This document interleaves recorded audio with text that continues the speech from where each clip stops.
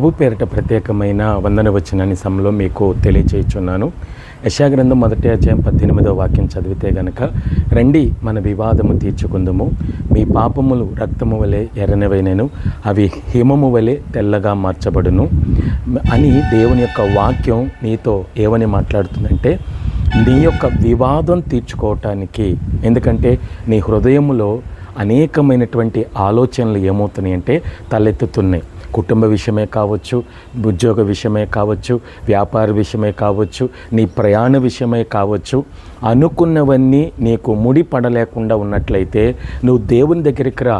దేవుని దగ్గరికి వచ్చి నీకున్నటువంటి, నీ హృదయములో ఉన్నటువంటి విచారమునుకున్న వివాదము ఆయన దగ్గర తీర్చుకున్నట్లయితే, అది పాపముతో కూడినదైతే దేవుడు ఆ పాపమును తీసివేసి పరిశుద్ధతను దేవుడు నీకు ఇచ్చి నీకున్న వివాదమును తీర్చి నిన్ను తన బిడ్డగా చేర్చుకుంటాడు.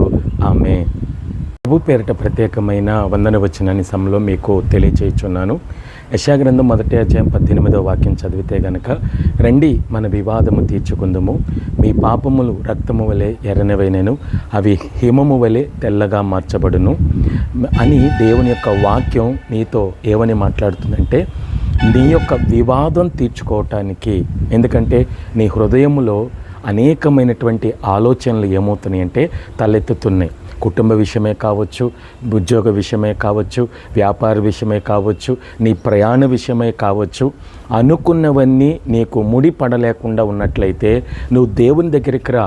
దేవుని దగ్గరికి వచ్చి నీకున్నటువంటి, నీ హృదయములో ఉన్నటువంటి విచారమునుకున్న వివాదము ఆయన దగ్గర తీర్చుకున్నట్లయితే, అది పాపముతో కూడినదైతే దేవుడు ఆ పాపమును తీసివేసి పరిశుద్ధతను దేవుడు నీకు ఇచ్చి నీకున్న వివాదమును తీర్చి నిన్ను తన బిడ్డగా చేర్చుకుంటాడు.